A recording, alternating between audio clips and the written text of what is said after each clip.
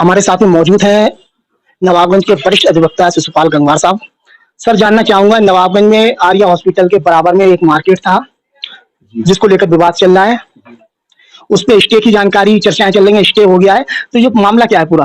ये चूंकि ये जमीन जो है डॉक्टर आर्या जी ने रामपाल नाम के व्यक्ति थे जो इन्हीं के सहखातेदार थे, उनसे खरीदी थी। और ये जमीन आज भी एग्रीकल्चर भूमि के रूप में दर्ज है। ये धारा 80 के रूप में दर्ज नहीं है, यानी आकर्षक दर्ज नहीं है या व्यवसायिक दर्ज नहीं है, खेती की भूमि दर्ज है। खेती की भूमि दर्ज है। हाँ।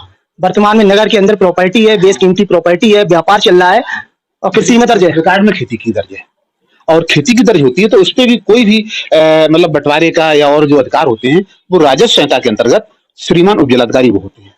हाँ, ये होता है इसमें। तो हमने इस पे बंटवारे का मुकदमा डाला हुआ है डॉक्टर साहब की तरफ से। हम डॉक्टर साहब के वकील हैं। डॉक्टर साहब और डॉक्टर साहब की पत्नी श्रीमती पुष्पा देवी के नाम ये भूमि है, उनका नाम इन्हीं के साथ रिकॉर्ड में दर्ज है।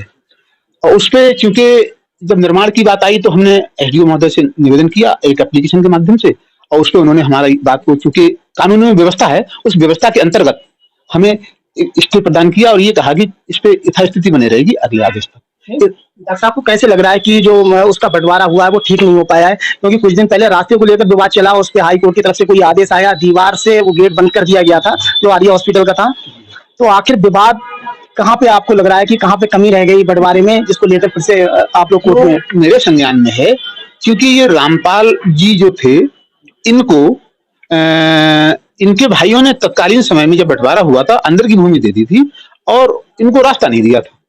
वो जमीन डॉक्टर साहब ने खरीद ली, तो वो समस्या चूंकि डॉक्टर साहब के सामने भी आई। अब इन्होंने जो इनका जो मेन रोड है, इस तरफ जो रास्ता है, वो रास्ता इन्होंने एक समझौते तक ले लिया है। बंटवारा नहीं हुआ फिलहाल, बंटवारा नहीं हुआ है।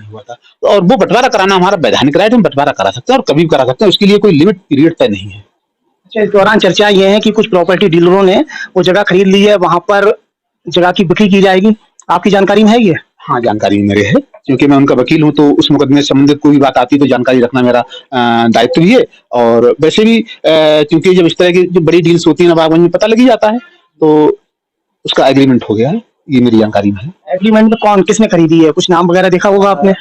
नहीं, नाम मैंने पढ़ा तो नहीं है, लेकिन चर्चा में ये आया है कि ये मुन्ने हाजी जी हैं, बड़ेपुरा के प्रधान जी हैं शायद इस समय, वो उन्होंने ली है। और हो सकता है उनके और पार्टनर भी रहे हो, क्योंकि इतनी बड़ी सौदा आदमी अकेले नहीं ले पाता है, तो पार्टनरशिप मिली हुई उन्होंने, जहां तक मेरा मानना है ये होगा।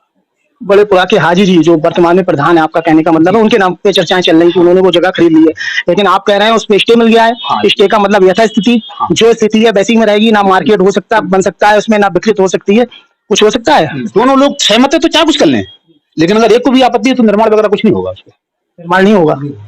अच्छा, कानूनी रूप से आप जनता को क्या संदेश देना चाहेंगे? मानो कुछ लोग ऐसे हैं जिनकी जानकारी में ये चीज नहीं आ पाए और वो जगह वो खरीद लें, आगे उन्हें किस तरीके की दिक्कत आ सकती है? कानूनी रूप से जनता को ये मैसेज देना चाहूंगा, क्योंकि एक क्षेत्र का जिम्मेदार नागरिक होने के नाते, एक अधिवक्ता होने के नाते, कि देखिए कोई व्यक्ति अपना बड़ा मेहनत का पैसा इन प्रॉपर्टियों में लगाता है और अगर उसका पैसा 10-5 साल के लिए फंस जाए तो बेचारा बर्बाद होने की स्थिति में आ जाता है। तो मैं ये नहीं चाहूंगा कि कोई इस तरह से पैसा लगाए और वो उसका पैसा फंसा रहे, क्योंकि मुकदमे की कोई सीमा हम नहीं बता सकते। ये 2 साल चलेगा, 4 साल चलेगा, 6 साल चलेगा, या 2 महीने में निपट जाएगा। हो सकता है 2 महीने में निपट जाए, दोनों पक्ष बैठ जाए 2 महीने में निपट सकता है, और दोनों अड़े रहे तो इसमें समय भी लगेगा। और जब तक मुकदमा निपटेगा नहीं तब तक स्टे वैकेट होता नहीं है और स्टे कंटिन्यू जारी रहेगा, क्योंकि जब स्टे जारी रहेगा तो निर्माण नहीं होगा, निर्माण नहीं होगा तो आदमी पैसा क्यों लगाएगा?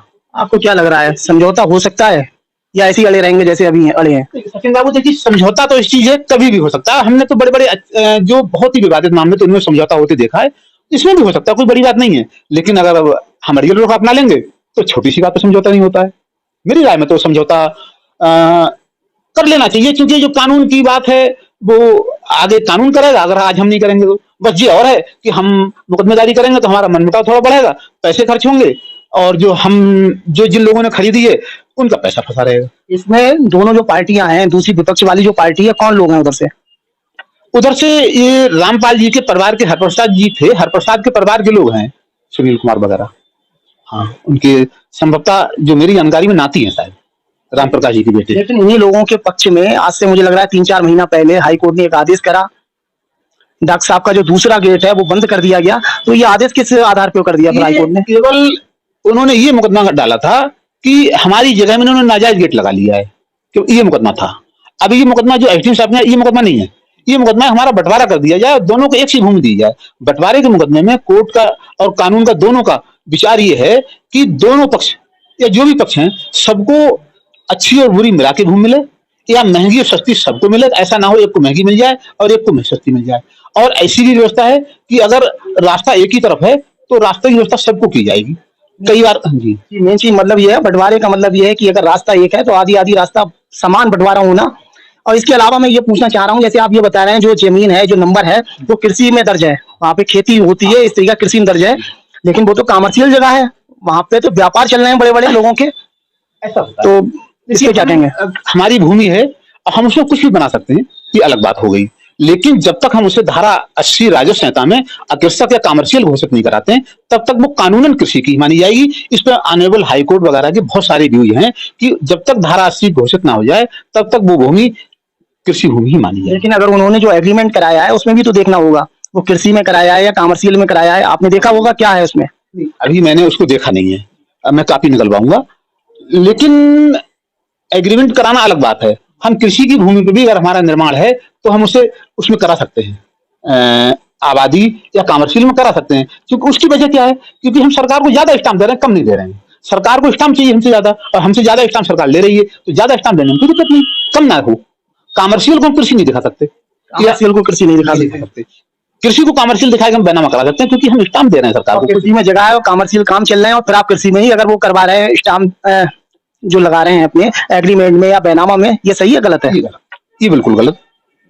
एक्चुअली तो सरकार का मंशा ये है कि जो चीज जैसी है वैसी ही हमारे सामने आए, ये है। अच्छा, इस दौरान आप बता रहे हैं स्टे है, तो स्टे की क्या कोई डेट है? क्या स्टे का मतलब क्या है, मैं थोड़ा ये जानना चाह रहा हूँ। क्या स्टे का समय दिया गया है कि इतने समय तक प्रभावी रहेगा, इसके बाद में?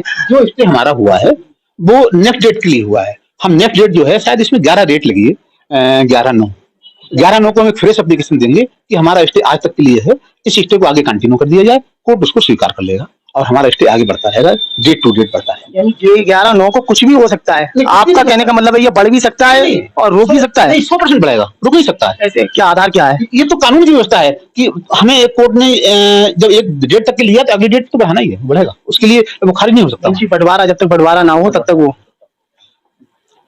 इसके अलावा और कुछ संदेश देना चाहेंगे जिससे लोग भ्रमित ना हो और लोगों के रुपए ना हिलक जाए? एक बार लास्ट में फिर से मैं दोबारा सवाल यही कर रहा हूँ आपसे, कुछ कहेंगे? एक अधिवक्ता होने के नाते और नवाबगंज का एक नागरिक होने के नाते मेरा तो ये सुझाव रहेगा कि जो भी लोग खरीदें वो कागजों को देखभाल करके खरीदें, जिससे उनका पैसा ना फंसे। मुकदमा चल रहा है जिसके बारे में मैंने आपके चैनल के माध्यम से जानकारी दे दी है। आपका सम्मानित चैनल है और आपका चैनल नवाबगंज में काफी देखा जाता है, काफी लोकप्रिय है, और उसके माध्यम से मैंने जानकारी दे दी है। अब इसके बाद भी लोग खरीदते हैं तो ये उनका अपना सूटेबल है। कोई आदमी जिसके पास पैसा है वो कहाँ डालेगा, ये उसका विवेक है। अगर वो सोच समझ के डालता है तो इसमें नहीं लगाएगा, और उसे लगाना ही है, फंसाना है, उसके लिए कोई रोक नहीं सकता है। बिल्कुल बिल्कुल। इसके अलावा वकील साहब, मेरी जो दूसरा पक्ष है उनसे मेरी मौखिक रूप से बात हुई थी, कैमरे के सामने नहीं हुई थी, खाली वार्ता के तौर पे मौखिक रूप से बात हुई। तो उनका ये कहना था कि जो डॉक्टर साहब का जो दूसरा गेट है उसके सामने जो रास्ता है उसमें हम वो जगह नहीं बेचेंगे, या हम उस जगह को छोड़ के जो भी निर्माण कराना है मैं उसे छोड़ के कराएंगे। तो ये जो विवाद है पूरी जगह में है आपका स्टे, या सिर्फ वो रास्ता है उसको लेकर विवाद है? देखिए, आदमी की कथनी और करनी में फर्क होता है भाई। अगर ये वो छोड़ के बेचते तो इस पे पहले क्यों बात करते, नंबर 1।